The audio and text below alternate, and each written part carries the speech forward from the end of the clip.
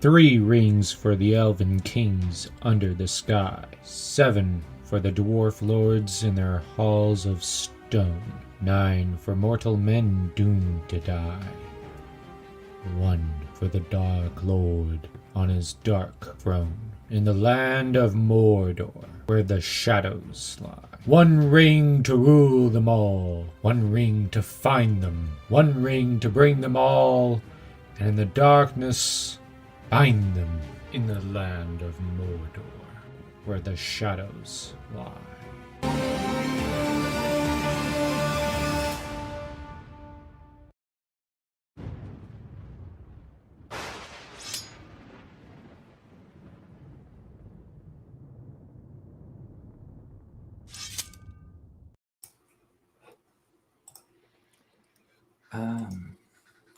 And hello and welcome to all the men and women of the West. I'm Joe, here with my co-host Dan. Hello and greetings. And we're joined again by Matt from the DorkLords. Hail, Internet! Good to see everybody out there, proverbially. Yep.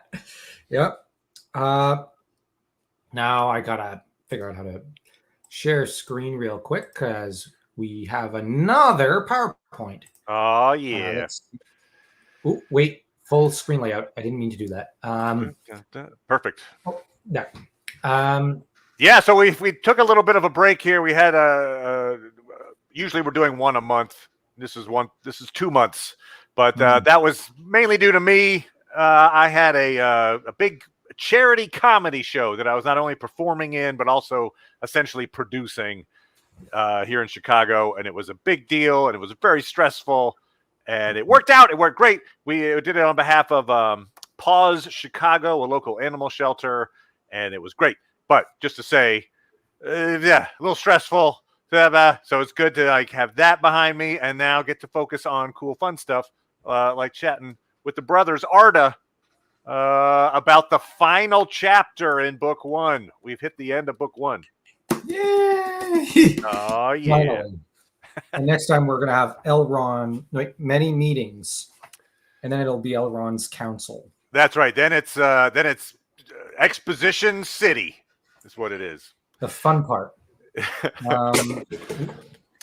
Yeah. But so what have you been up to, good sir, in this little break we had? Been moving. We effected a massive move to Quebec. So maintenant, toute la présentation doit être faite en français et en anglais. So now the presentation has to be done in French and English. Okay. Je blague. Why? I'm joking. But yeah, we've relocated, and we've moved to, I don't know whether to say a larger or smaller area. It's both. It's a little complicated. But that's about it. And we've been publishing a lot more. You were kind enough, in fact, to send me a copy of your book. Oh, 1 second. I'll give you the. Dun, dun, dun. Let me just exit this. Oh, sure. 1 second. Stop screen. Oh, the crown. Oh, get my hands out of the way. Crown of Blood. Anyway. Also been reading it. You were just talking about English and French. One of the more impressive things you do in there is you've got you do a lot of kind of epic poetry throughout, very Tolkienian inspired. But you also go one extra in that you've got French poems that then you translate into English, and they end up they're rhyming in both languages. That is that's a skill. That's a skill is what that is. So well played, sir. It's not very easy to do, I will admit. No. I mean, there are people that make good livings trying to translate. Like I remember I was in a long time ago, but I was in a Moliere's School for Wives. But it was translated from the French. But you could find translations from the French of that play that didn't look the same at all. But they were technically the same. So yeah, no, that's a big deal. And so you took that on and achieved it. So congrats. Yeah, and I needed a lot of Advil for it because it gives a lot of headaches. Sure. He's got to jump between the two languages back and forth continuously for hours just to figure it out. But the poetry, the epic poetry is, well, it's easier for me in French, but, I like to try jumping between the two. The story in that anthology that has the most of that kind of translation between the two is Amleb, the first, who just has, because he falls in love with a troubadour, so there's just this jumping between the two languages. And but English readers can follow along because all the poems are translated. That's right. That's right. Well played. Well played, sir. All right, let's jump into just chapter 12, Flight to the Ford. Yes, Frediger certainly would have done 2 streams a month. He's getting a rival for Superstar in this chapter, just to say, because we have one Glorfindel makes an appearance. But okay, all right. So, quick summary of the chapter. At the end of chapter 11, Frodo's been stabbed by the Witch King's Morgul blade on Weathertop. Aragorn does his best to heal Frodo out in the wilds, but he quickly realizes that the only individual they can reach in time who could possibly save Frodo is Elrond in Rivendell. Aragorn rolls well for his ranger skills, successfully avoiding the Nazgul in the wilds for several days. The group encounters the trolls who return to stone back in The Hobbit in the quest for Erebor. The group is then found by Glorfindel. Oh, yeah. All hail Glorfindel. We'll talk about him. Who leads, basically, he lends Frodo his horse. There's a mad dash to the ford of Rivendell, a rapidly declining Frodo being chased by the Nazgul. He crosses the ford, and as the Nazgul follow, a giant flood of water washes them away. Frodo falls unconscious. End of the chapter. Glorfindel is not, you're saying Glorfindel is no match for Frediger. All right, so be it. The Bolger wins.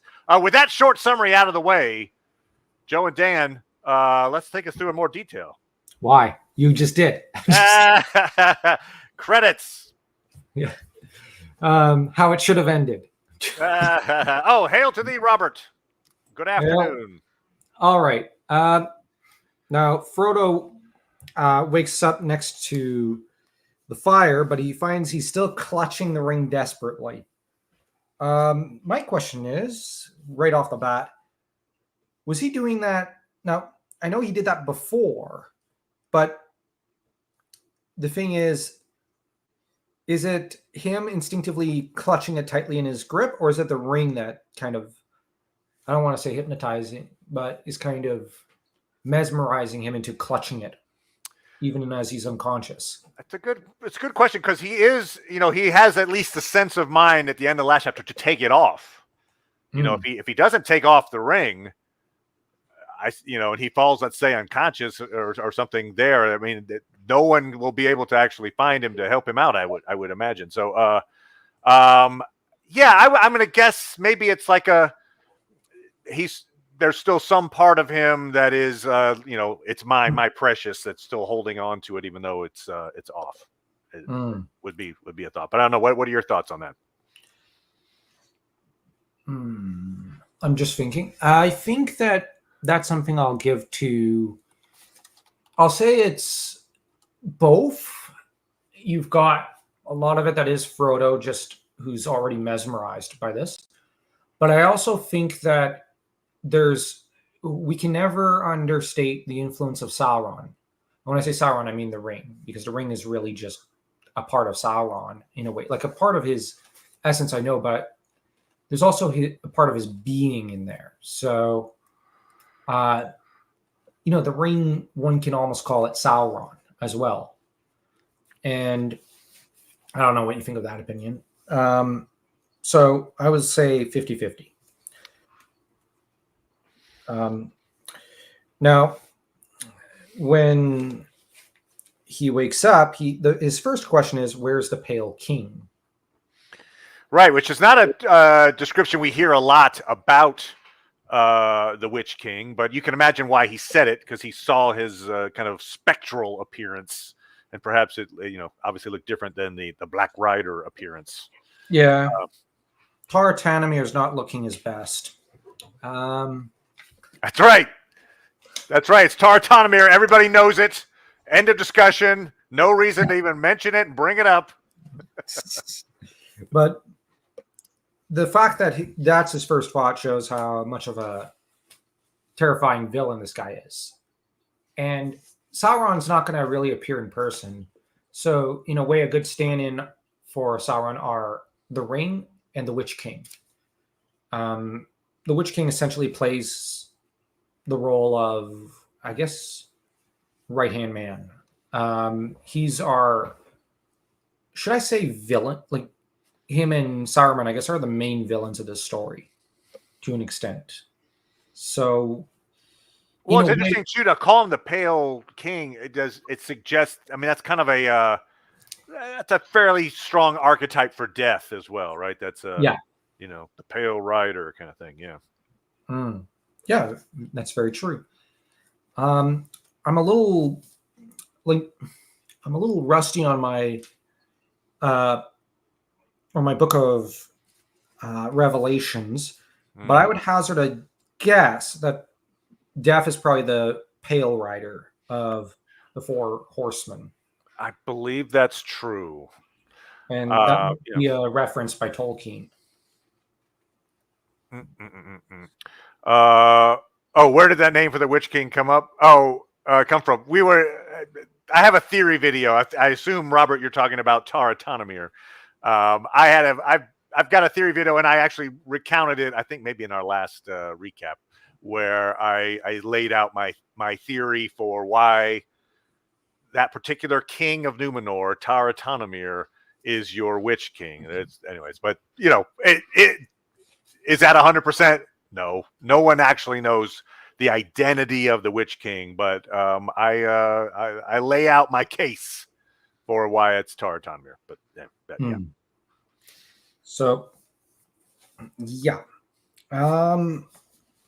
it's a really good case. And of course, we know Strider took off for a bit and came back with some herbs. And Sam immediately gets suspicious of him because Sam is generally the more, I'm going to argue that him and Merry are the pragmatic ones on this team. Totally agree. Frodo and Pippin are the less pragmatic ones in some ways, but Frodo can be pragmatic. Like, I'd almost argue you've got, like, at one extreme you have Pippin, then you have Frodo somewhere in the middle, then you've got Sam, then you have Merry. And that as the story progresses, it's a sliding scale from cynicism over towards idealism for a great many of them. But Pippin kind of slides a little more towards cynicism due to Denethor, I would argue. But Frodo kind of slides towards cynicism a little, but starts to slide back towards idealism. The Ring and Mordor tend to have that effect on people. Sam and Merry, I would argue, become more idealistic as the story progresses. And that's also, I think, Tolkien trying to convey that we do need our idealism and that defeatism can't win wars, so to speak. It can't win at anything. And that also has its roots in the, in Tolkien, I think, his religiosity, where we have to pick up our crosses and bear it, as the saying goes. And, but we have Strider who assures him he's not with the Black Riders. And he admits, nor in league with them. And he has been trying to track them a little, but he's found nothing. So that shows how good they are at evading, I don't want to say capture, but notice, right? Yeah. Notice. Yeah, that's a good term. Sorry, I've been using French so much this past week. I'm slipping on my English now. Actually, the funny story. Winston said I spoke very good French for an Ontarian, Then another one, a class later, in the same class, a few minutes later, said, "I speak very good English for a Frenchman." So, All right, well, there you go. You put them together, and you've got yourself an excellent dual lingo teacher. who's just the languages are bumping into each other and tangling themselves. I guess I do belong here then. The Frenglishman. Yeah. But we also find out that there were 5 Nazguls. 5 were the number of Nazguls there were present on Weathertop. And the number shall be 5. Yeah. Not one less, not one more. The number is not 4, nor is it 6, but 5. That's the same number on my briefcase. Robert, it's been 2 months since the last chapter review. Yeah, it was on me. I did. I postponed our recaps because I was dealing with a live show that kind of took too much of my brain power. So that successfully completed, and now we're back on schedule. So boom, boom, boom. And we have, of course, Strider, who, when Sam starts to despair over Frodo's wound, tells him, "Don't despair." And it's interesting that Tolkien uses a contraction here because he doesn't always use those. Good point.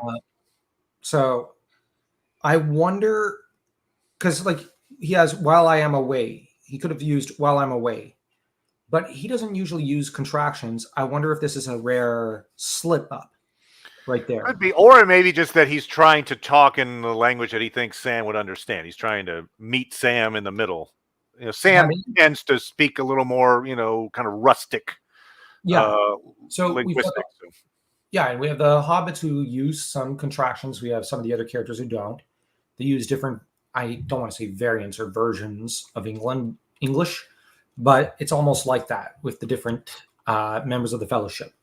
And it might be that Strider is starting to he's starting to, I don't want to say adapt, but I guess, or assimilate, but I guess adapt is a good word, adapt to their English, or Western, I should say. But it's all written in Elvish anyways and translated into English. So what difference does it make? I couldn't resist that joke. But for Frodo, this is where it gets a little chilling. Literally, as the chill grows, from his wound, begins to slowly grow and spread from his shoulder to his arm and side. So Frodo is rapidly, I don't want to say disappearing, but fading, I guess would be the better term.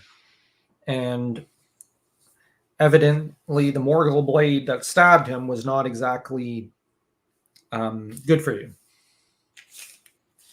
And of course, he's told that more deadly to him was the name of Elbereth. So obviously that was more dangerous to the enemy than Frodo's sword. The name carries power. But it also plays into Tolkien's belief that prayers have power all their own. So it does bring up highlight the religious element, but with Tolkien. No, after you. Yeah, no, you're right. I mean, to say that, yes, there was the side of light, side of darkness. When you invoke this side of light to the enemy, it has an effect on them. But I was going to just talk about the Morgul knife and what effect it's actually having. What effect is this wound having on Frodo? Please do. I'm going to spoiler alert the next chapter, but we learned definitively exactly what almost happened to Frodo in many meetings. And so this is Gandalf talking to Frodo to explain what almost terrible fate almost happened. So he says, it seems that hobbits fade very reluctantly. I have known strong warriors of the big people who would quickly have been overcome by that splinter, which you bore for 17 days. What would they have done to me? Asked Frodo. What were the riders trying to do? They tried to pierce your heart with a Morgul knife, which remains in the wound. If they had succeeded, you would become like they are, only weaker and under their command. You would have become a wraith under the dominion of the Dark Lord. So, does that mean that anyone stabbed with a Morgul knife turns into a wraith? I mean, Aragorn and Glorfindel, and then in the next chapter, Gandalf, obviously seem very familiar with the serious ramifications of being stabbed. So it sounds like this has happened before. Mm. But the only confirmed injury that we see, written is from hundreds of years earlier. And we get this from the appendices. In the last years of Denethor I, the race of Uruks first appeared out of Mordor. And in 2475, they swept across the Thilian and took Osgiliath. Boromir, son of Denethor, after whom Boromir of the Nine Walkers was later named, defeated them and regained Ithilien, but Osgiliath was finally ruined, and its great stone bridge was broken. No people dwelt there afterwards. Boromir was a great captain, and even the Witch King feared him. He was noble and fair of face, and a man strong in body and in will. But he received a Morgul wound in that war, which shortened his days, and he became shrunken with pain and died 12 years after his father. So this namesake of Boromir suffered a Morgul wound and became shrunken with pain and died. Now, that sounds more like he's being perhaps poisoned as opposed to being turned into a wraith, but maybe that's also how onlookers would have interpreted his transformation.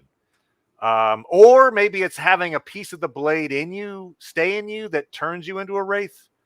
I'm not sure the process by which one turns. Is it just enough to be stabbed? Or is it the fact that you have to break a piece off or keep the dagger in?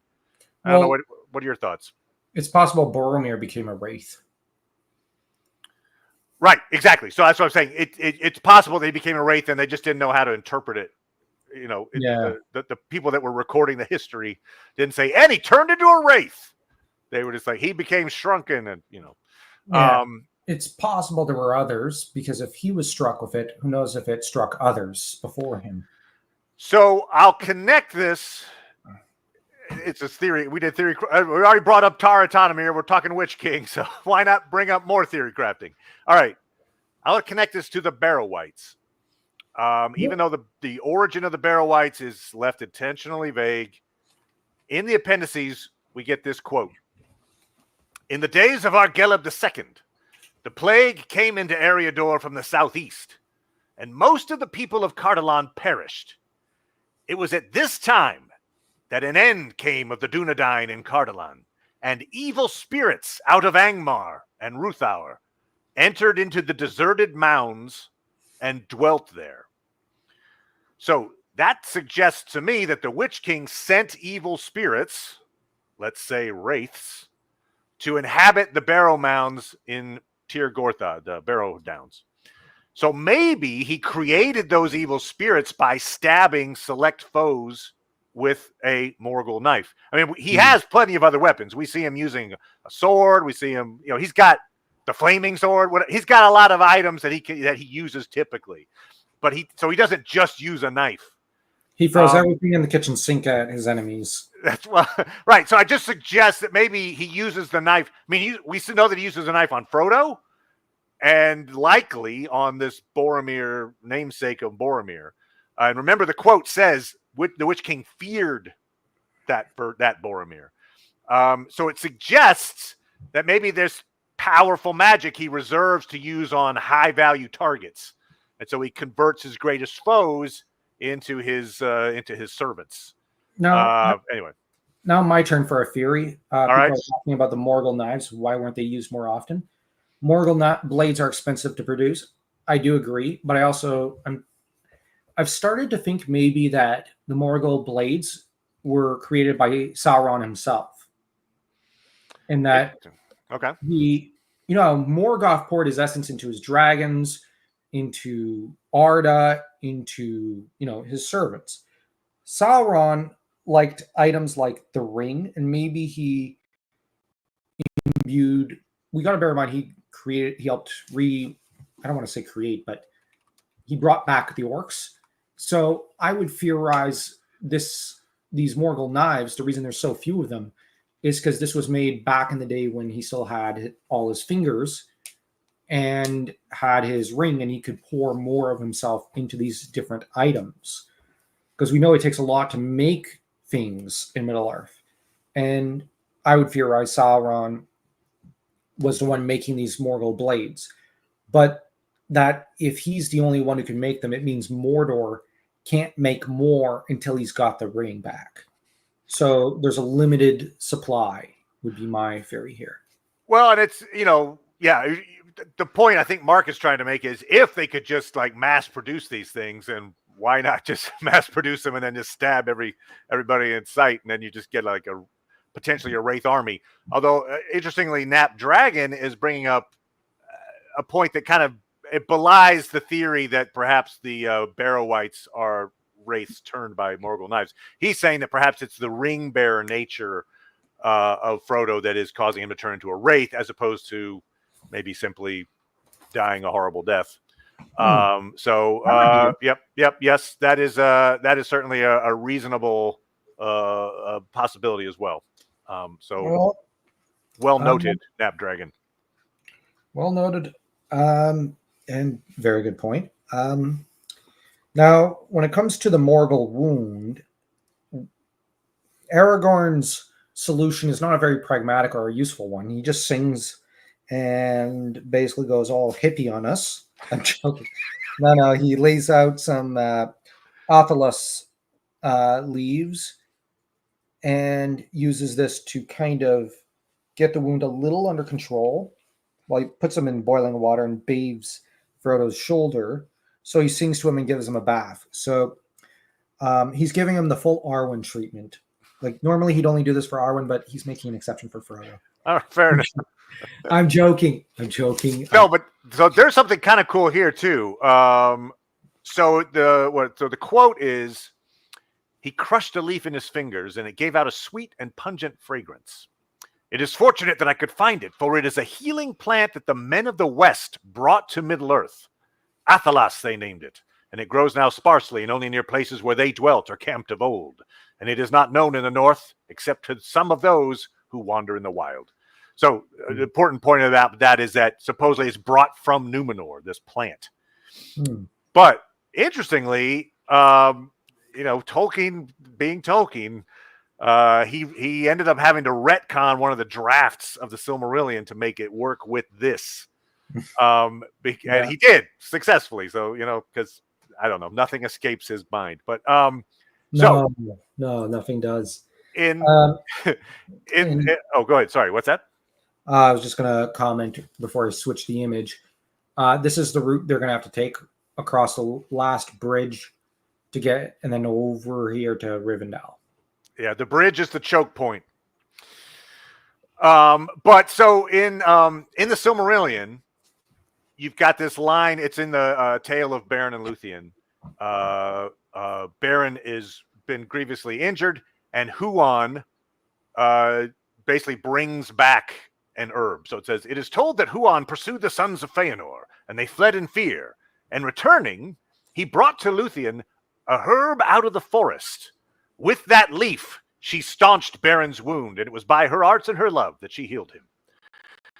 So that herb was originally named Athelas in the Lay of Lathian, but Tolkien took out the reference because I think in his mind, if Athelas existed in Beleriand in the First Age, it likely wouldn't have been an import from Numenor in the Second Age. Although I suppose you could rationalize it and say, well, Athelas grew in Beleriand, but then it sank, so it was not in Middle-earth until Numenorians then brought it over later. But he got rid of all doubts and was like, you know what? I'm not referencing this in the First Age. This is a thing that the Numenorians brought over, and so we can use King's foil here in the Third Age. But that also got me thinking: is there a real world equivalent to Athelas?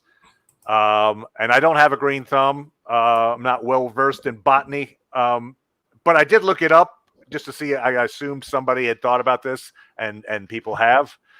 There is apparently no direct analog. However, there is a plant that has some pretty strong similarities. Chicken soup, exactly, Mark. The plants that most people point to as maybe being an inspiration for Athelas is basil. It smells sweet. It's used in various healing treatments around the world. And maybe most notably, basil is a Greek word meaning king. And the German term for basil is Königskraut, king's herb, which sounds a lot like king's foil. So there you go, basil. So after healing Frodo, I assume Aragorn made like a nice pasta dish. And then he was, anyway, but yeah. So there you go, the magic of basil. I'm in. The Emperor. Of course, the Emperor fixed all the problems. He also has a great new groove. Now, apparently, Bill starts to just speed it along a little. Bill's feeling, starting to fill out a little as the journey's progressing, which is pretty cool. And we have it referenced that even Strider, as the journey's progressing, is starting to seem tired and heavy-hearted. So as they're carrying Frodo along towards Rivendell, even he's starting to wear a little, which is interesting. But it's going to be a 4-day journey over to River Horwell, over the Loudwater Last Bridge. And, one quick lore detail. A barrel stone is called an elf stone in Middle Earth, which is pretty cool, I think. I just thought that was a good aside. No, I like it. But we also end up discovering trolls. And yes, one of their name is Mark. I'm joking. Might as well be. There probably is a troll named Mark. Yep. Oh, and real quick, I like how Mark said, in Middle Earth, words and songs have power. Yeah. I know I was only cracking a joke about Strider going full hippie. But yeah, words and songs do have power, such as with Finrod versus Sauron. And honestly, a song battle between these two in Middle Earth sounds, how do I put it, a lot more epic than most fights in most fantasy universes. And we got to bear in mind, it's not just Tolkien who had this notion. What's interesting is that the snake people of Howard's universe had a tendency to hide themselves and disguise themselves and shapeshift, it seems. But a single sentence, musical sentence, could reveal them. It was very particular. I forget what it was, the phrase itself. But Howard had the notion that words had power, and that a musical phrase could reveal, basically throw off the cloak of deception. And so he put that in his world as well. So all you have to do is know the correct phrase, and you can expose the snake people, and it also weakens them. So ever so slightly. So this is something that it's strange how this was, I think Lord Dunsany, Tolkien, and Howard all were on this kind of, they were all thinking about this, but it seems like later writers kind of stopped thinking about it. And yet these kind of song battles in these early tomes seems a lot more epic in some ways than the actual sword fights. I will note, you mentioned how this a song battle would be more epic than the superhero fights that we see. Particularly, I'll give one little note to a really cool series that kind of went by the wayside a little bit. Legion Legion is a character in Marvel Comics. Is the son of Professor X. Anyway, there was a very cool series that was done. It was very creative, and they used music a lot. And in fact, a lot of his powers were through music. And he in fact, would combat his foes through music. It was pretty cool. Anyway, so there you That go. does sound cool. Yeah. No, I generally skipped over the Legion chapters. Whenever I read X-Men Adventures, and as some of those stories seemed a little Weird. I got you. I mean, he's like an Omega level. Anyway, but it's an interesting depiction, and it's very creatively done. I'll just say that for those who are like, hey, I wonder if I wanted to check out a series that's gone now, but maybe it might be worth checking out. The Legion series. I think it had 3 seasons, but anyway, but it was good. That actually does sound interesting. Song Battle. Maybe I should go back and check out those comics with Legion. Maybe. Maybe. I just know he eventually went nuts and tried to kill Magneto in the past, and that screwed up everything. And then Bishop had to kill him. Because Bishop is just really cool. That's all I know. I'm just a Bishop fanboy, so, or at least I used to be, but I stopped paying attention to X-Men, so I don't remember anyone or anything. Yeah, but one of the cool moments here when they come across the trolls, they're in the troll shaws. They're in Ruthour, old Ruthour. So they see towers built by men, which would be towers that were built in Ruthour after the Civil War that split Arnor. I've done a video on that. I know we talked about that before too, but into 3 realms. There was Arthedain, Cardolan, and Ruthour. And so they're walking through the remnants of that Civil War. But then also Frodo seeing the stone marking the spot where the Horde was, where, and he mentions that Bilbo gave away all of his treasure because he didn't like the idea of benefiting from something that had been stolen. But just to say, like, this is where it started in his mind, right? Like, this is where, Bilbo was standing here and getting Sting, and like it was all happening in this moment. That's a pretty cool little callback to this. Like, I'm on my own adventure now, but here's where, it's not just being told to me. I'm actually living the footsteps of Bilbo. Yeah, and what's interesting is also that how do I put it? The other thing I was going to quickly comment is, come to think of it, because Dan and I have been doing a history podcast on our History Corner YouTube channel and over on Substack. And ironically, the start of the podcast deals with the split of Charlemagne's empire into Lotharingie, Eastern Francia, and Francia de l'Occident, Occidental Francia, or what later becomes France and Germany, and you have Lotharingie.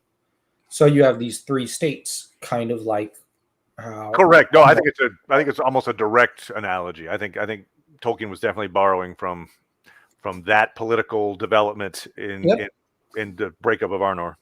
Yep. Which means we French had it first. Exactly. How I could. Man. Anyways, the French mentality of one-upsmanship with the English, I don't know why, goes back probably to the conquest. So about 1,000 years. But what's also interesting is how when it comes to all these pillars and towers, I like how Pippin asks, is this troll country? And Strider seems a little offended. No! Trolls do not build. No one lives in this land. Men once dwelt here ages ago, but none remain now. They became an evil people, as legends tell, for they fell under the shadow of Angmar, but all were destroyed in the war that brought the North Kingdom to its end. But that is now so long ago that the hills have forgotten them, though a shadow still lies on the land. And what Strider also says hints at who he really is. The heirs of Elendil do not forget all things past. And many more things than I can tell are remembered in Rivendell. He's basically just revealed who he is. Good call. If they were aware of the heirs of Elendil in greater detail, they would know who they're talking to, but they don't. Bilbo would know. I'm not trying to prop him. I know he's already met Strider, but I mean, given his elf lore, let's say he met Right. Strider at this Oh, point agreed. for the first time, he'd know. But the thing Yep. is, they're not Bilbo. And there's something Dan once said, I think, or at least I think it was Dan in a podcast. Each of the 4 hobbits carries a fragment of Bilbo in a way. Each one has a piece of his personality and his nature and of his character and whatnot. So they're like you put all 4 together, you get Bilbo from the Hobbit. You split them, you split Bilbo, you get the 4 hobbits of this story. In a way. All right, fair enough. So probably the more historically minded, perhaps, might be Frodo. Yeah. Yeah, very true. And Strider does admit that he dwelt in Rivendell once. For a long time. Oh yeah. In fact, not like, oh, I spent a weekend. Like, no, yeah, okay. You grew up there. He did a road trip with his dad Goofy there. Yeah. I'm joking. Yep. I had to crack a joke because He spent a weekend. Many weekends. yeah. Yep. And then also, but anyways, and the most important thing on page 203 of the Black Book edition I have is that also Strider has a pipe. So he's apparently a chain smoker. Which we all know means smoking is cool. I'm joking. Seems like all of our, the good guys smoke pipes. There's a lot of pipe smoking that goes on. Yep. And, yeah. Oh, nice image of the Morgul blade. Matt did the PowerPoint. So, yeah. I thought that was a kind of a cool depiction of it. If only I could go back. Anyways, apparently, Frodo's state starts to deteriorate a little, and Merry tells Strider, "I am afraid this has been too much for Frodo. I am dreadfully anxious about him. What are we to do? Do you think they will be able to cure him in Rivendell if we ever get there?" "We shall see," answered Strider. "There is nothing more that I can do in the wilderness, and it is chiefly because of his wound that I am so anxious to press on. But I agree that we can go no further tonight." And Strider just tells him to not give up hope. And there's a reason why I believe it's Elisar, which is associated with hope itself. The name, I mean. So And Estelle, yeah. Estelle, that was it. Estelle, which is one of Aragorn's names. There's a reason for that, because he's a figure of hope. And we all know who the Mire of Hope is as well. He's just a bit crotchety, though. I'm joking. I had to make a jab at Gandalf. Now on page 204 of the Black Book edition, apparently Frodo dreams of endless dark wings were sweeping by above him. That's creepy. Yeah. Almost as though it seems very likely that he's foreshadowing the fact that our Nazgul will be on, winged beasts in days to come. So maybe he's he's had a few dreams where he is certainly seeing something in the future. So perhaps this is such a moment when he's being given a little peek into into the days to come. Oh, real quick, Gandalf got him hooked in reference to the pipe and pipe. Yeah, yep, everywhere he goes. Just either him or Strider's uncle Bilbo did. They're both a terrible influence. Long bottom leaf. Good thing they didn't have heroin. They're dealers. Or did they? That's Basil. That's okay. No, okay. No. I really shouldn't keep going with these jokes. I'm just not allowed to make any of these kind of jokes at school, so I have to get them out of my system. This is the place. Okay, got it. But on the other hand, I wonder if maybe this has to do with Frodo's connection to the One Ring. If through it he has a direct connection to Sauron, that allows him to kind of see what Sauron might be able to see in a way. Yes, I think the connection to the One Ring is certainly a potential cause or a contributing factor to these dreams he's having. Yeah. So I wonder if those fell beasts. Now, like, I know he's predicting the future here, but what if? Well, we know they're over in Mordor. There's plenty of them over there. But what if that's what Sauron's seeing right now? You know what I mean? Like, oh, I see. Okay. like this is a very strong connection. I'm wondering. Okay, you're saying it's more of like seeing something in the present. Yeah, something in the present and in the future. Okay. And if maybe the foresight is granted to Frodo through the ring, because maybe Sauron has those moments of foresight as well.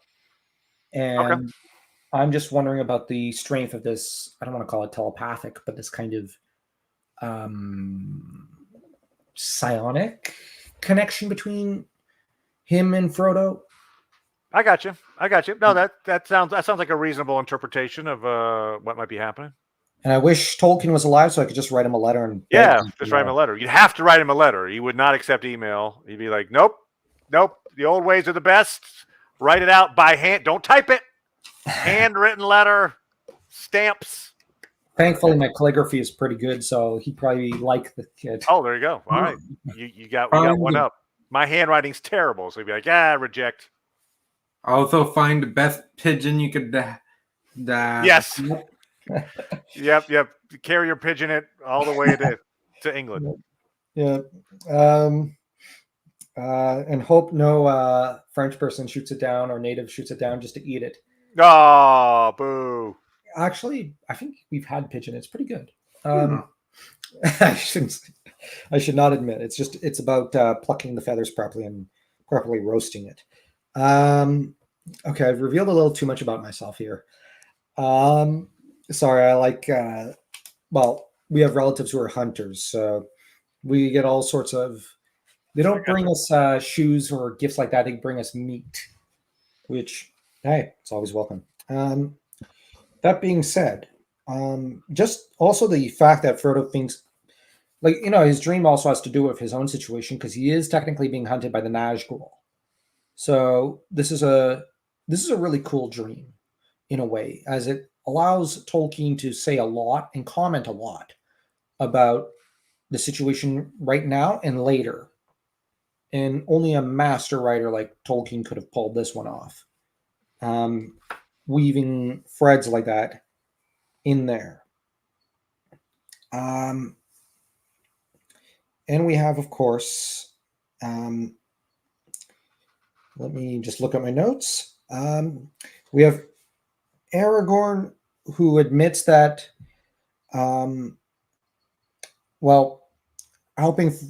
he can't help Frodo because it's beyond his talents, which, given how talented Aragorn is. There's only so much basil I can give you. Oh my gosh. Okay, I didn't see that one coming. Whoops. Yeah. I could give it to you in a pipe, or I could give it to you in a drink. Or take some time. Anyway, yeah. Here's some rosemary. It's gonna smell great. Okay. How about a dash of cinnamon? Yeah, I think that's a great idea, Dan. I like that. Okay. Yep. Well, cinnamon goes well with everything, especially cake and food and bread. Frediger would have known. He would have been like, okay, it's 2 dashes of cinnamon. It's a dash of cardamom. And somehow he had it because, of course, he would. He's Frediger. And then he would like mix it up and give them to him. And all would be well.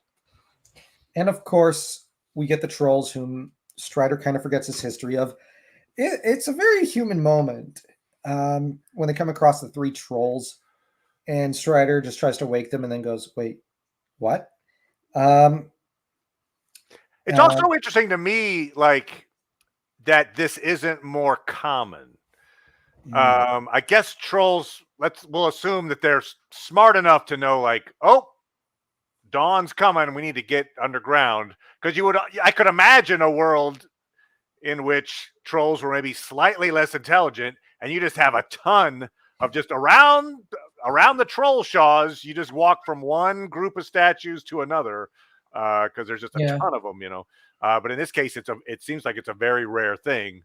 Hey, there are these 3 trolls, and they got fooled by Gandalf, and that's why they're here. Compared to some things in Middle Earth, these things are pretty tame. The thing about Middle Earth in the Hyborian Age is, how did Dan put it? He was talking about school, but he said there are some courses you teach or some grades you teach which are easy mode, and for some people, but there are some things that are chaos mode or hard mode. And the trolls, I would argue, in Middle Earth are kind of the easy mode problem. The hard mode problems are like the Nazgul or the ninjas from Katai that appear in Hour of the Dragon. So, yeah. Yeah, Marcus mentioning maybe somewhere there's this collector of troll statues who's like got like some giant museum piece, or maybe it's like a really specialized thing where you're like, look, I built this tower completely out of troll stone, and it's like troll stone is some kind of like, oh my god, it's amazing. Don't feed the trolls. Anyway, just to say, maybe it's like really good in building materials, and so it's like the foundation for Minas Tirith or something. But yeah, anyway. Or maybe we found the contents of the museum in the Shire. Yeah. But enough about the internet. Yeah. The trolls. But like I said, it's funny how of all the characters to kind of say, "Get up, old stone," is Strider, and he breaks his stick upon the stooping troll. So, yeah, the fact that it's Strider who kind of momentarily forgets is kind of funny. It almost seems like he's trying to play with them a little bit too, though. Like, okay. He's having a little moment of fun, perhaps, where he's like, "Oh, it's it's not. They're fine. Look at this." Yeah. But again, it's that sense like using the contraction. He's part of the group. He's not trying to be, I don't know, some kind of like I'm distant from you. He's trying to, he's bonding with the team. Yeah, and it's interesting seeing them bond with them. Yep. Probably wanting to cause a few laughs in order to lighten the mood. Exactly. And in a way, I remember seeing someone in a YouTube comment section somewhere, like a year or two ago, who commented that the relationship between Bilbo and Aragorn seems almost like that of a doting uncle with his nephew, where Aragorn's the nephew and Bilbo's kind of the uncle. And arguably, Bilbo has the same relationship with quite a few of the hobbits. So, in a way, they share a relative of sorts. So that a bond would probably be a bit of a natural thing. But we also have the troll song that comes up. So yeah, I don't have the throat for it right now. Yeah, so we do have I think it's the last frame there. You slide in the deck.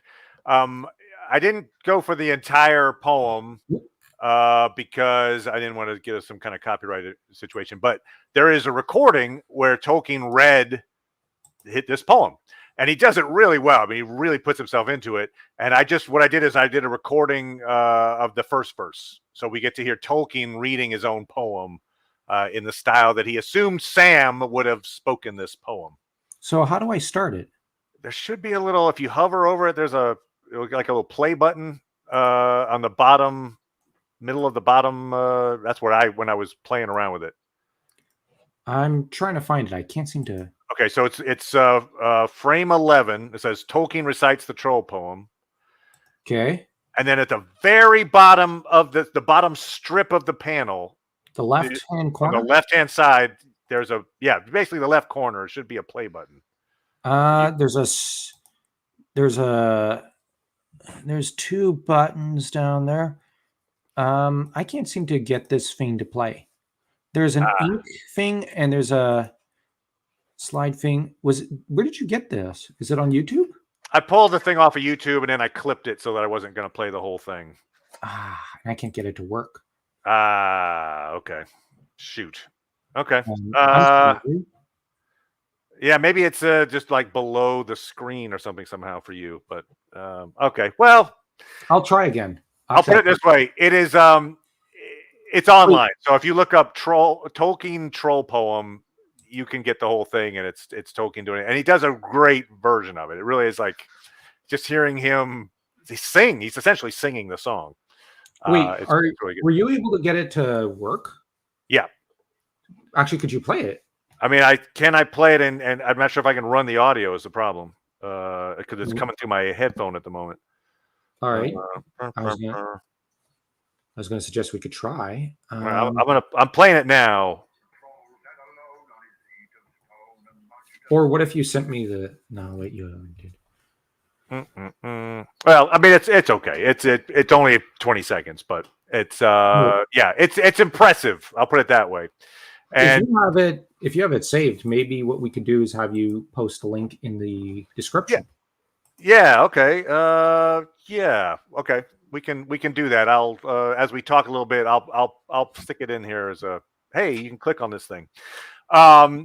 But that is to say, it's an interesting song because it also has an interesting rhyme scheme, right? And so the idea here is too that Sam has made this poem up, which give Sam some credit. He's not just recounting something, say that Bilbo sang to him or something like that.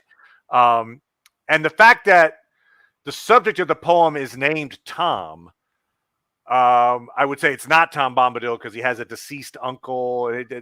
His attributes don't match up with Tom Bombadil, but it could be that since they recently ran into Tom Bombadil and he was a fairly engaging character, that it maybe it inspired Sam to name this character Tom in this song. But yeah, I'll tell you what. I'll do the first verse just like exactly like Tolkien would have. No, but go. Troll sat alone in a seat of stone and munched and mumbled a bare old bone. For many a year he had gnawed it near, for meat was hard to come by. Done by, gum by, in a cave in the hills he dwelt alone, and meat was hard to come by. That could make a great song. Just so the right beat and whatnot. Yeah, it's like a drinking song kind of thing is what it feels like. It's like and Tolkien would know a thing or two about drinking songs, considering him and the Inklings met at a bar or two. Great point. They were such a fun group. No, they probably were a barrel of laughs and fun. Although apparently some of them just did the teaching for just as a job, and their main passion was their writing and whatnot. And all their work is amazing. Now, I like how Sam is asked where he got these words from, and Frodo's the one who comments, "It's out of his own head, of course. I am learning a lot about Sam Gamgee on this journey. First, he was a conspirator," which makes him sound a little darker than what I would imagine it. Now he's a jester. He'll end up by becoming a wizard or a warrior. And this is where Frodo is inadvertently foreshadowing. Yeah. But primarily the latter. I hope not, said Sam. I don't want to be neither. And that's the interesting thing. Samwise does not want to be either. And this hints at what's to come much later in Shelob's lair. And afterwards with how he becomes a warrior. And then he doesn't want to be either when the ring tries to tempt him. And what's funny is Sauron doesn't even know how to tempt Sam. Because Sam has no ambition, really. Or his wants and desires are not something that that Sauron can. Yeah, like Sam wants to. Okay, understand. There's no empathy there. Yeah, Sam has ambition. I should say he's actually the most ambitious in some ways, but his ambitions are to basically have a family, be the best gardener he can be, and just lead a good life and give back to his community. And the problem is, well, he's like a blue collar worker who loves what he does. Like He's a plumber who actually lives for plumbing. Like, so how can Sauron, who's essentially a dictator, possibly understand this? They come from two different worlds, Yep. both Yep. literally and figuratively. And so on multiple levels there. And so he has no idea how to tempt Sam. And Sam kind of inadvertently reveals that right here. I really like it. And of course, late in the night, they end up, how do I put it? They end up hiding because there's a sound.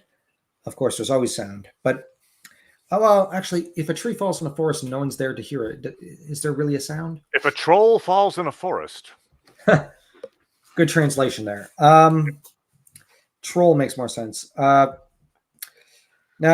of course, this is where we get one of the most epic and also funny characters. And I say funny just because he has these bells on his horse. And He does. He chases around the Black Riders. It's like he's treating them like a joke. Stealth is not in his game, especially because he also radiates the light of the trees. He is not. Yeah, you see him coming, which is one of the reasons why when people are like, there's two big questions that tend to come up that people ask all that, like, why didn't the Eagles take the ring? Okay, fine. But the second question people tend to ask is, why didn't Glorfindel join the group? That's a better question than the Eagles. But at least part of the answer to that question is you could see this guy coming a mile away. Yeah.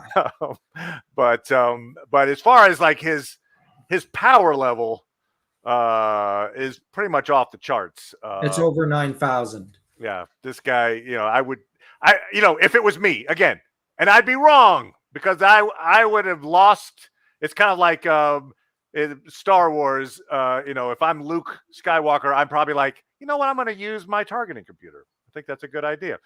So for me, in the Council of Elrond, I would be, hey, Pippin, going to have you sit this one out.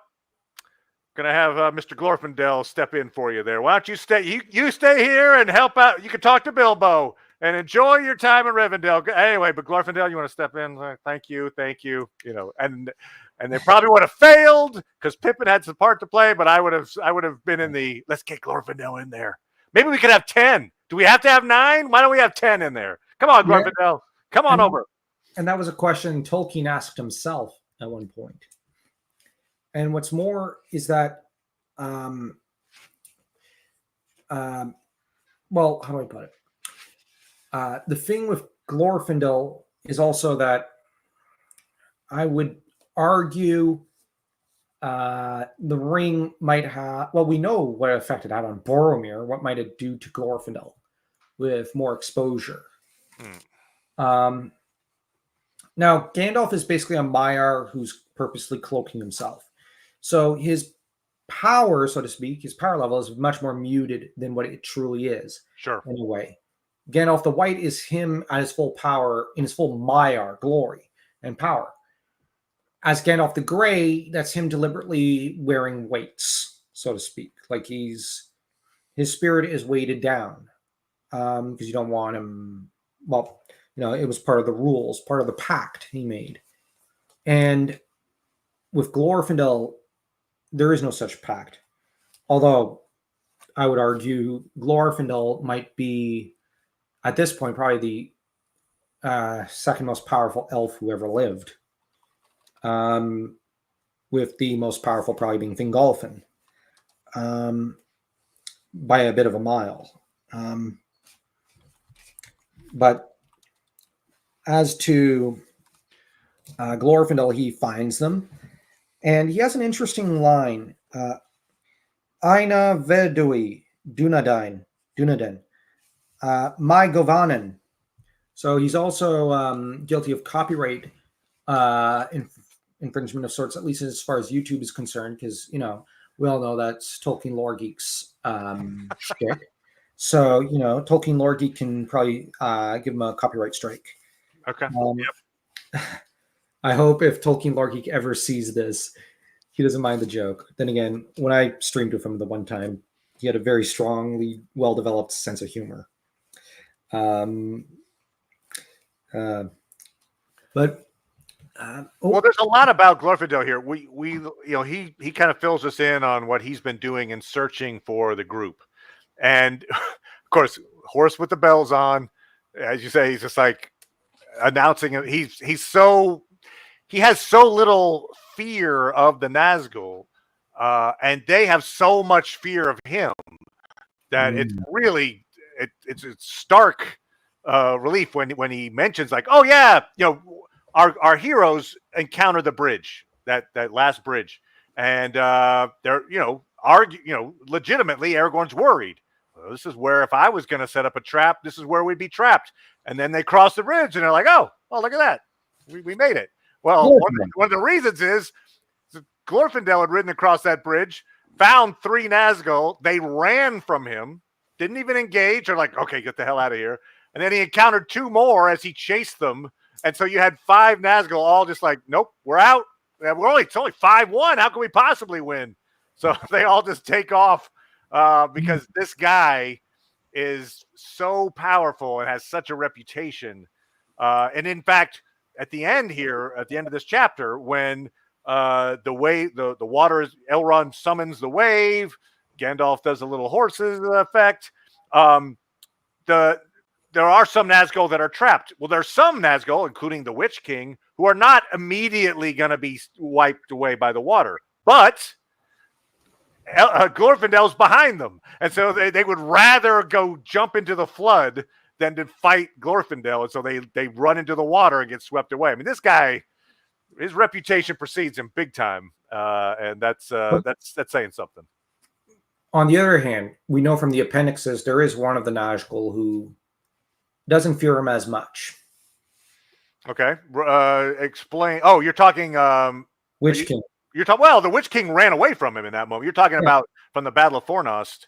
Yeah. Which, by the way, I don't know, plug for myself, but I'm going to be doing for Hobbit Day, which is September 22nd, of course.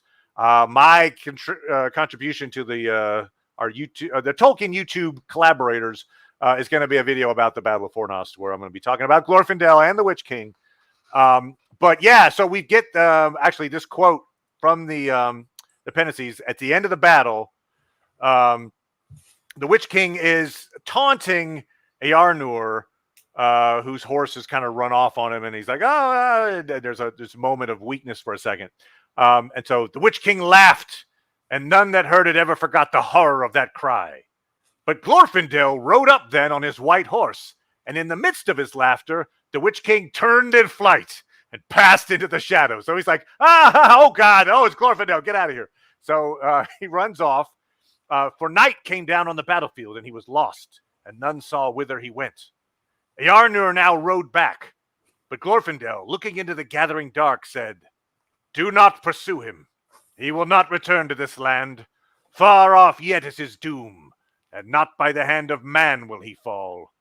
These words many remembered, but Eärnur was angry, desiring only to be avenged for his disgrace. But yes, so there's Glorfindel giving that prophecy that eventually will come to pass with Éowyn and Merry. But yeah, just to say, even in that moment, the Witch King hightails it. All right, I'm out.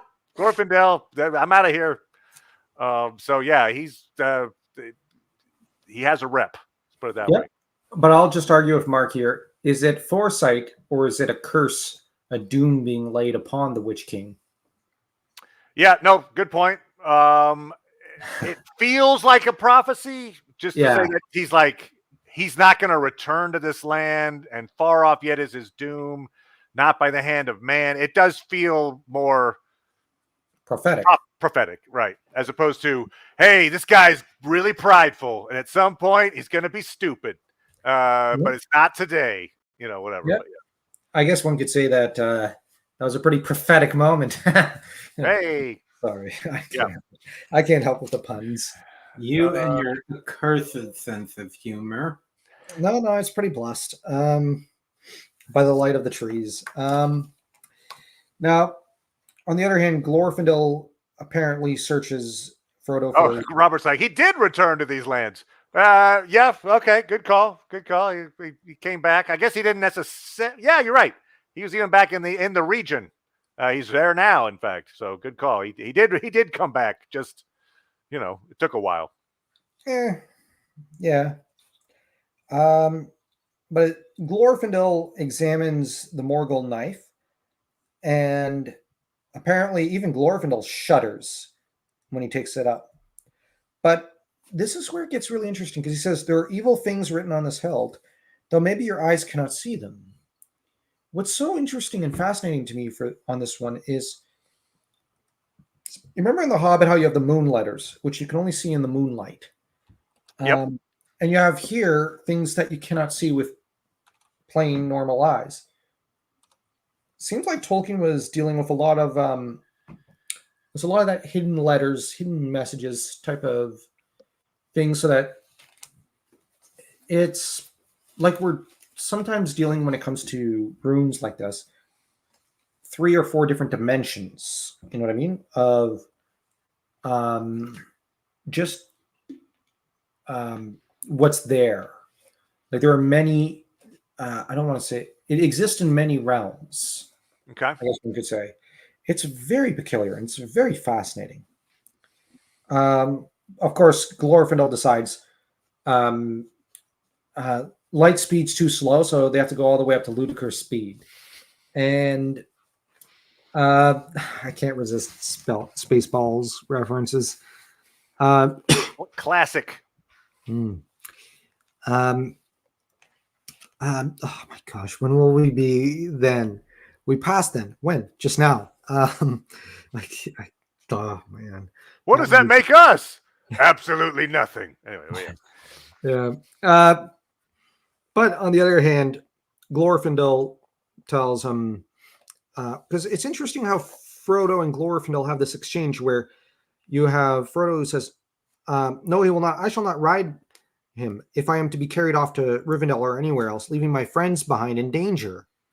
And Glorfindel smiled. I doubt very much if your friends would be in danger if you were not with them. The pursuit would follow you and leave us in peace. I think it is you, Frodo, and that you bear that brings us all in peril. And this sort of blunt, yet good-natured speech, weirdly, after listening to some documentaries too many times that involve Christopher Tolkien, the speech pattern kind of reminds me of Christopher. I don't know. It's just weird how it just reminded me of him when I was reading it last, which was just last night. And of course, we have Frodo, who will take from this an important lesson, because here he's worried for his friends, but he's told, you're putting them in peril by being around them. Frodo's going to bear this in mind for the remainder of the journey. And Sam will as well, as will the others. They'll all bear this in mind. And yeah. So I'm just saying, it's fascinating how there's so much put in right here that hints at what's to come. And of course, comb the desert. Yes. Sorry, everybody's doing all the different Spaceballs quotes, so I thought I'd throw one in. Yeah, I'm surrounded by elves.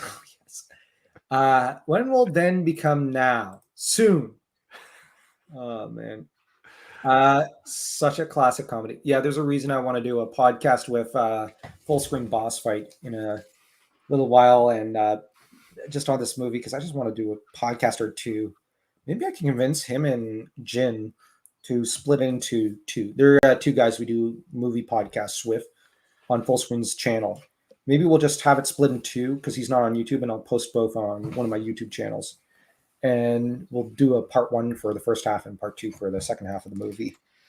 I like it. All right, now, for the sake of completeness, I'm assuming, let's say a year from now, somebody's coming to this playlist to I need to write an essay about chapter 12 and who's this Glorfindel guy. I think our viewers understand that this Glorfindel is the same as the Glorfindel that perished in the First Age. But just to keep it like, we're going to put it in black and white, and therefore you're coming here. You didn't know anything about Glorfindel. I just know this character showed up in this chapter. I'm going to give you from the peoples of Middle-earth kind of Tolkien's thinking. So Tolkien has this moment where he realizes he's used the same name multiple times. And for some reason, when it comes to some of these names, he's okay with using them multiple times. Obviously, Boromir, we just talked about it. There's a Boromir, and then but with Glorfindel in particular, he's like, oh, it's stretching the imagination that it's two different Glorfindels. So he retcons Glorfindel. Glorfindel becomes essentially one of the only reincarnated Noldor. So here's this passage. It's a little bit longer. It's a couple of paragraphs, but it's his thought process of how he rationalizes bringing Glorfindel back, even though he was under the doom of Mandos. So here we go. People's Middle-earth. Now, Glorfindel of Gondolin was one of the exiled Noldor, rebels against the authority of Manwë. They were all under a ban imposed by him. They could not return in bodily form to the Blessed Realm. Manwë, however, was not bound by his own ordinances, and being still the supreme ruler of the kingdom of Arda, could set them aside when he saw fit. From what is said of Glorfindel in the Silmarillion and in the Lord of the Rings, it is evident that he was an Elder of high and noble spirit, and it can be assumed that though he left Valinor in the host of Turgon and so incurred the ban, he did so reluctantly because of kinship with Turgon and allegiance to him, and had no part in the kinslaying of Alqualande. More important, Glorfindel had sacrificed his life in defending the fugitives from the wreck of Gondolin against a demon out of Thangorodrim. There's a good picture of it from Eric Velhagen.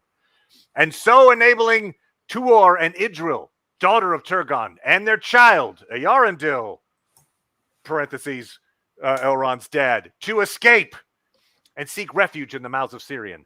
Though he cannot have known the importance of this, and would have defended them even had they been fugitives of any rank, this deed was of vital importance to the designs of the Valar.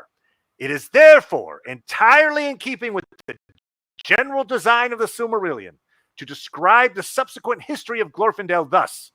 After his purging of any guilt that he had incurred in the rebellion, he was released from Mandos, and Manwë restored him. For long years, he remained in Valinor, in reunion with the Eldar who had not rebelled, and in the companionship of the Maiar. To these, and this is interesting, so he's in companionship with the Maiar, probably Gandalf among them. To these, he had now become almost an equal. I'll just throw that out there. For though he was an incarnate, his spiritual power had been greatly enhanced by his self-sacrifice. When did Glorfindel return to Middle-earth? This must probably have occurred before the end of the Second Age and the change of the world and the drowning of Numenor, after which no living embodied creature could return from the Blessed Realm, which had been removed from the circles of the world. We may then best suppose, and again, it's funny how Tolkien describes, he could make it up, but he's like, we suppose it's impossible. Anyway, we may then best suppose that Glorfindel returned during the Second Age before the shadow fell on Numenor, and while the Númenóreans were welcomed by the Eldar as powerful allies. His return must have been for the purpose of strengthening Gil-galad and Elrond, when the growing evil of intentions of Sauron were at last perceived by them. It might therefore have been as early as Second Age 1200. There you go. That's his long way around to just defending his viewpoint. This is the same guy. His self-sacrifice brought him back. He held on. He lived happily in the West for a long time, and at some time around the age 1200 or a little bit later, perhaps in the Second Age, he shows up back in Middle-earth and ready to kick ass. So there you go. That's your Glorfindel in a nutshell. In a way, I would also argue Glorfindel's return, along with the appearance of the Astari, this is really the Valar tilting the board. more than they were kind of ever previously doing. So that I would argue neither his appearance nor those of the Astari is really a coincidence. They're tilting the board ever so slowly. Sort of. Although we got to bear in mind, Sauron did throw them off for a loop when he kind of screwed over Numenor the way he did. So, yeah, anyways. Now, of course, Frodo jumps on the horse and rides along with Glorfindel, who, he rides on Glorfindel's horse. Yeah, Asphaloth. Asphaloth. And, of course, you've got the Nazgul who are giving chase because, well, their prey is right there. So they're, of course, going to give chase. And what do you want me to say? They try to, it seems, call upon him. Well, there's an interesting interaction between him and them. "Go back," he cried. "Go back to the land of Mordor and follow me no more." But they just laugh at him. And we get that chilling laugh from, well, Fornost, or at least from the way back then, it seems. Oh, right. Good point. Come back, they called. "To Mordor we will take you." And it seems like they're amused there, but when he says go back, even though he whispered, there's a sense that they kind of heard him and they hiss at him. They cry out with deadly voices, which suggests they're kind of angry. "The ring! The ring!" And then he invokes the name of Elbereth, brings it back around. And of course, Tolkien's wife as well. That's right. Yeah. Beren and Luthien. Yep. On their tombstones. Yeah. But Luthien the Fair is called upon. I'll just argue, I guess, in the capacity of how one might call upon a saint or something. Yep. Because Luthien is a very powerful presence who was basically a Maiar, because Melian's powers were incarnated into her. And Luthien was just a little more impressive than most elves. For sure. Yep. Or for the Dragon Ball Z fans, she's basically Son Gohan. She goes full Super Saiyan before everyone else. Or at least at a higher level of Super Saiyan than everyone else. But yeah, you've got, of course, real quick, the white Asphaloth, I just remembered, is white. So there's a symbol there of purity to contrast with the symbolism of death that the Witch King kind of embodies. So that I think in some ways Tolkien is making a contrast between these two figures. The Witch King is, a wicked perversion of sorts that stands in opposition of kind of what Glorfindel does as far as nature goes. Yeah, it's interesting too with Asphaloth. I'm like, I don't think Asphaloth is a member of the Maeras, like a Shadowfax or something, because that's more in the Rohirrim line. But he's called anyway. It's just interesting to know what what breed of horse, perhaps. Obviously, he's very impressive. Well, we do see. I mean, this is not. I would say there is 0% chance that this is true, but we do see in that quote from the Battle of Farnost, Glorfindel was riding a white horse back then, but I assume it's not the same horse. It's not, anyway. But my immortal horse. But yeah, so he likes riding white horses for that. But on the other hand, it's called an elf horse, which suggests it was bred by elves. Okay. But I don't know if Elrond. Well, I would almost suggest it may have come with him from the west. Oh, so you think it is an immortal horse? Okay. Yeah, I kind of lean towards that because how do I put it? the greatest knight of the Noldor needs the greatest horse, I guess you could say. Well, I think the greatest horse would be Shadowfax, but I could be, anyway, just to say that Gandalf's like, that's mine. Thank you. Yep, hands off. Dibs. Dibs. Right. You get the, Asphalot's pretty good. He's a good horse. In my opinion, I do think that the horse is indeed magical, because this isn't just an ordinary horse. This is an elf horse. Okay. And we know that the elves do have sorry. They have connection to magic, or at least to the mystic realm, because they're supposed to basically be, I don't want to say magical, but because Tolkien keeps, I don't want to say scorning, but it seems like they're almost like sainted beings, I guess you could say. There's something bizarre about them. Their metaphysics are much more intense, and their spirits much more powerful than those of mortal men. On the other hand, I wonder if maybe this horse does age, but it ages like an elf, and that's why it's called an elf horse. So one could say it's kind of immortal, but it isn't. And maybe it was bred by Elrond or in his stables or something, but we don't know. Okay. All right. Fair enough. Fair enough. But of course, go ahead. Go ahead. Do your thing. We've got the Nazgul with the water. Most of them they dip a toe in there and they say, that's too cold for me. And they don't have their swimsuits or their trunks. But of course, 3 of them don't care and descend into the water. At least 3 of these guys are probably Numenorians.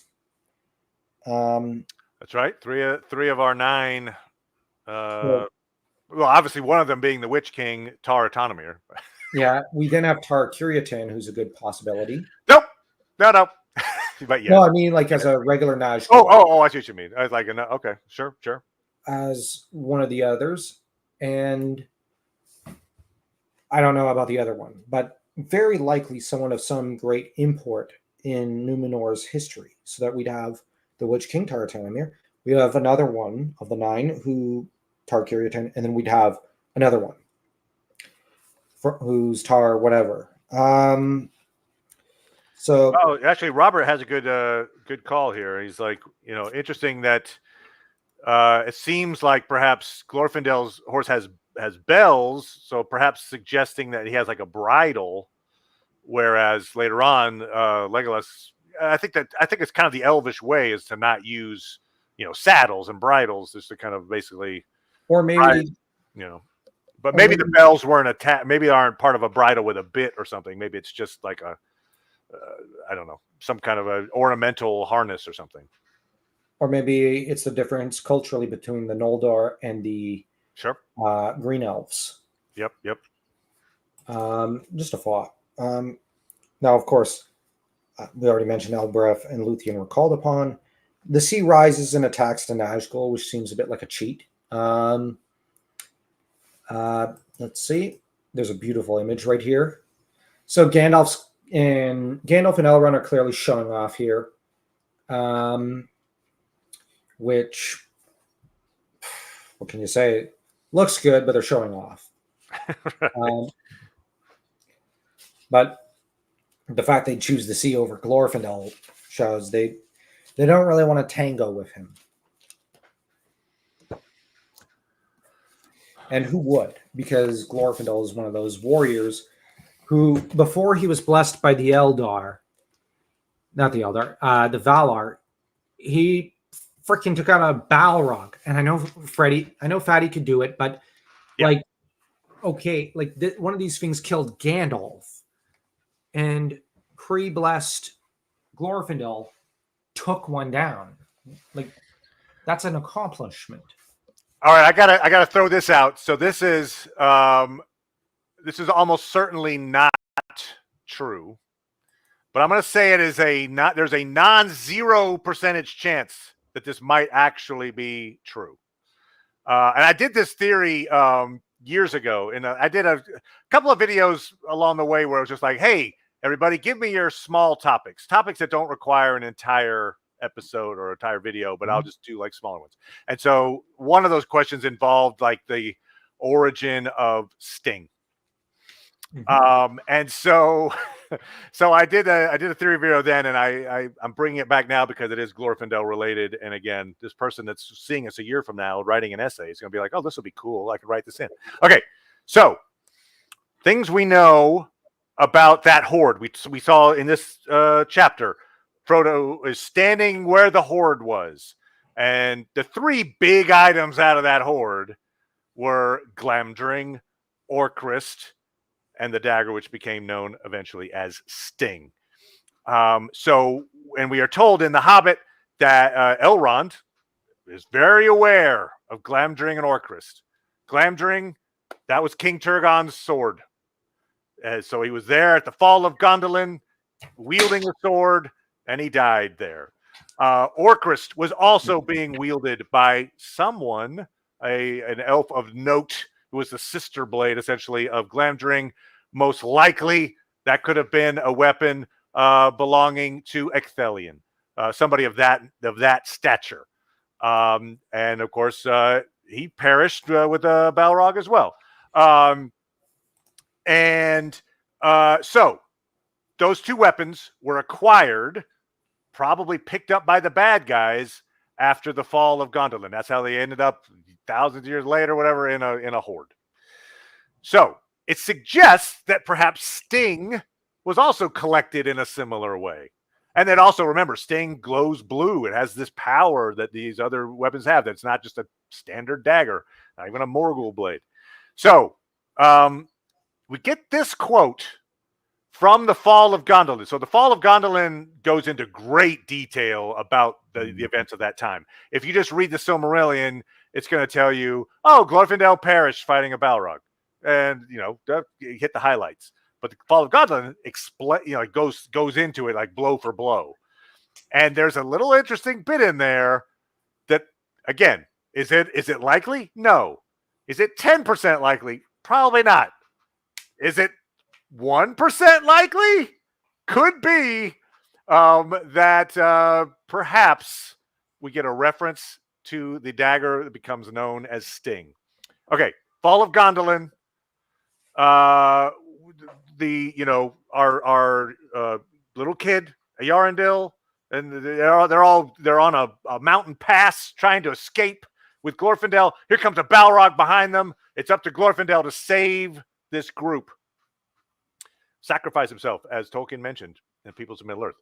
Then Glorfindel leapt forward upon him, and his golden armor gleamed strangely in the moon. And he hewed at that demon, that it leapt again upon a great boulder, and Glorfindel after. Now there was a deadly combat upon that high rock above the folk, and these, pressed behind and hindered ahead, were grown so close that well nigh all could see.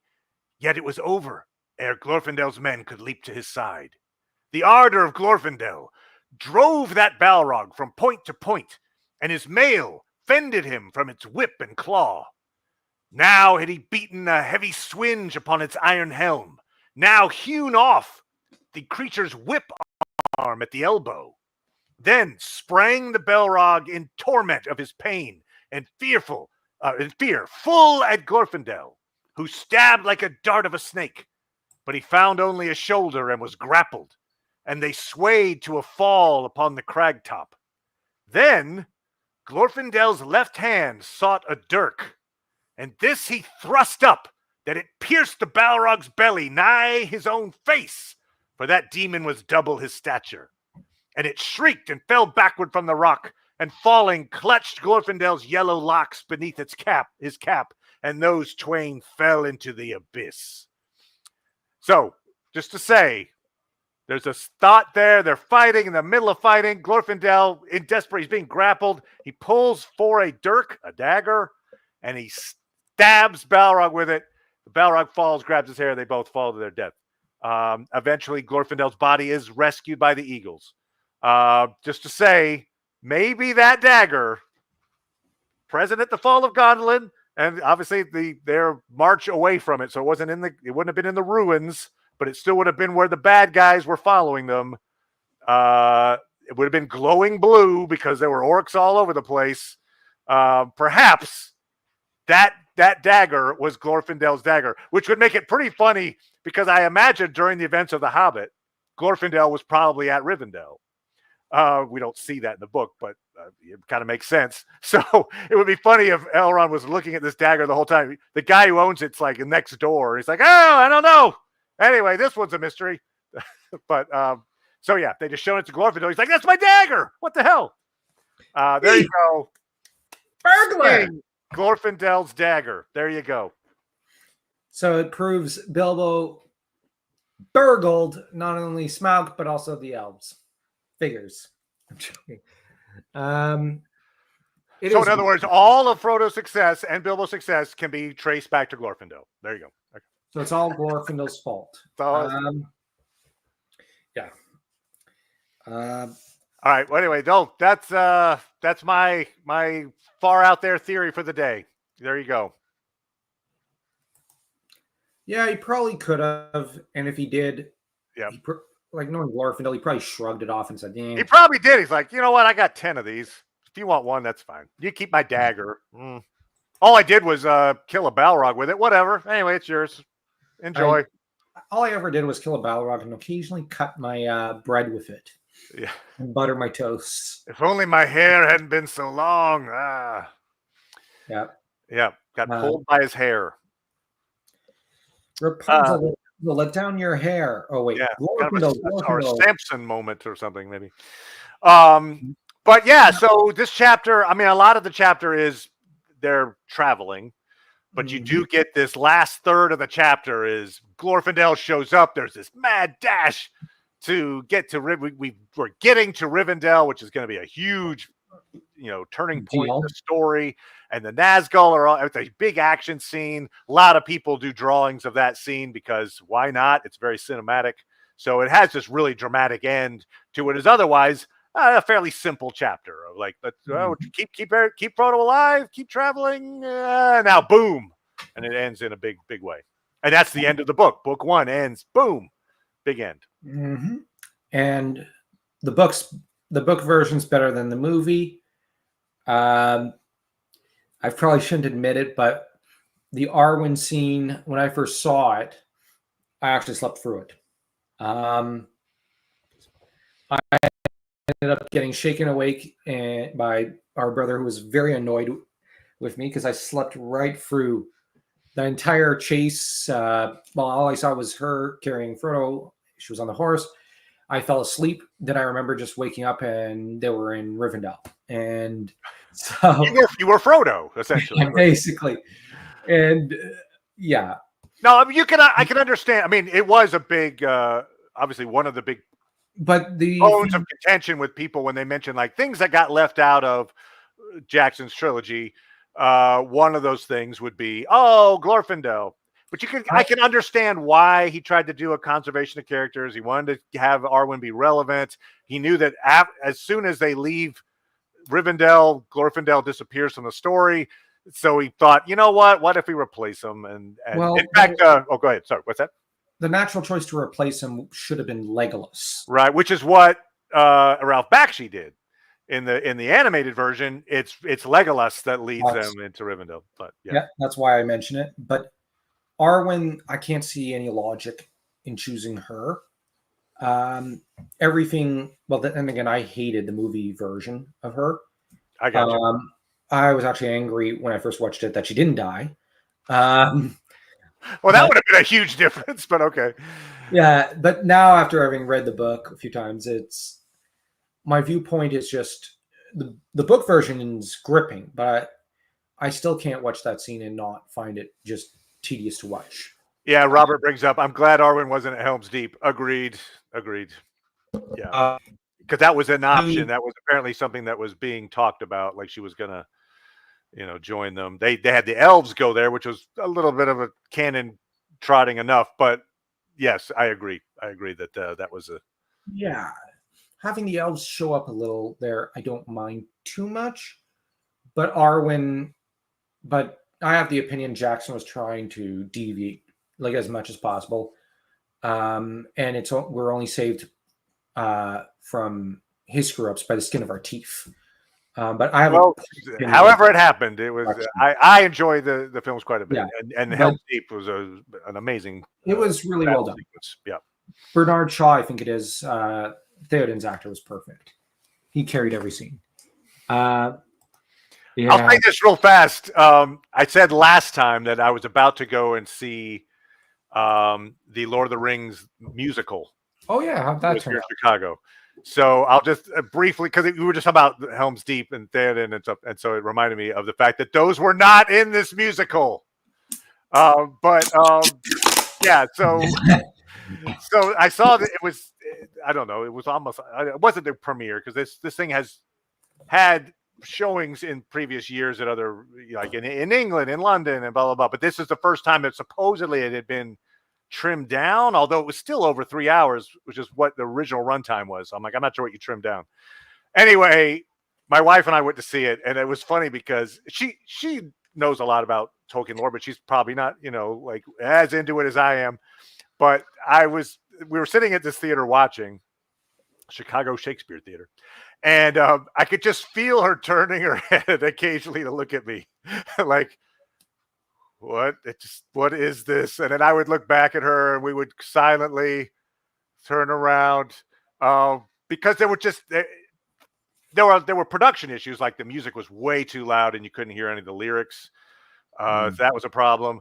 But there were also just story issues. They tried to do the entire Lord of the Rings in one 3-hour segment. And so what they did is they removed essentially the two towers. They took out Theoden, Éomer, Éowyn, Faramir, the Witch King, Celeborn, like many and others, but like they just took them all out, and then they Helm's Deep wasn't a thing, and instead they just like made Helm's Deep basically Pelennor Fields. They were like, cram it in, and so story wise, it just had nothing to do with the actual book. And I'm like, guys, you could fix this so easy. Just do this on one book and then move on to the next one. But they didn't.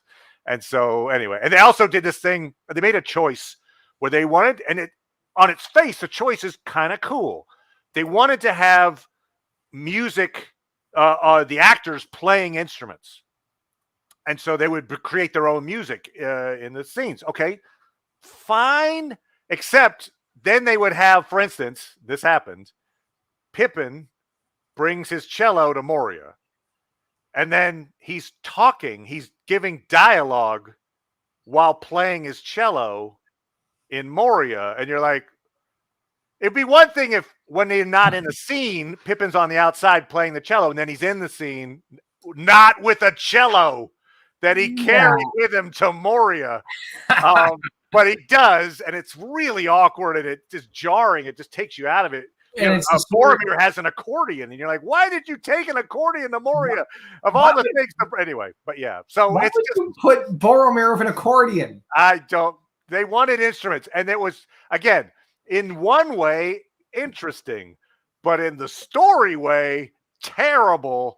And so yeah, it was not good. It just reminds me of those memes, just with Gandalf hating on Pippin the entire way, and this just makes me think, like, this is the sort of thing that mean Gandalf would just lord over Pippin. Why'd you bring a cello? It's like you're slowing down the team. Yeah. Not only bringing a cello, a hobbit bringing a cello. So that's like a random base for a hobbit, right? Like, oh god!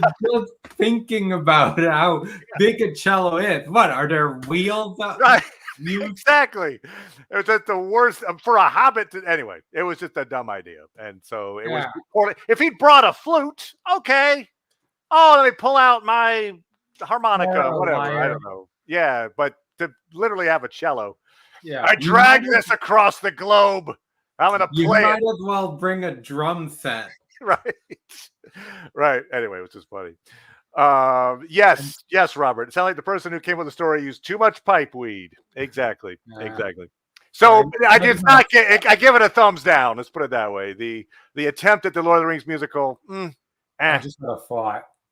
Whichever one brought a drum set, drops one and then turns to probably one of the orcs. Fool of a took!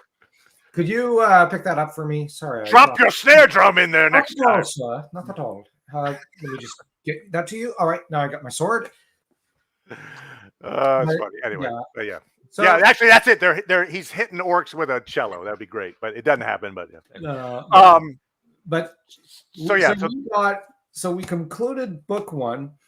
We did one chapter. We did a review of the musical, and we did a semi-review of Spaceballs.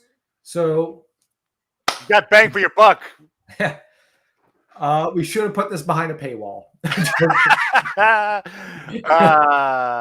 Yes, indeed. So awesome. We pick up then next time with book 2, chapter 1. Many meetings. We're in Rivendell at last, which will be awesome. I told you about what I'm doing for Hobbit Day. I'm going to do a Battle of Fornos video. What's coming up on the Brothers channels, good sirs?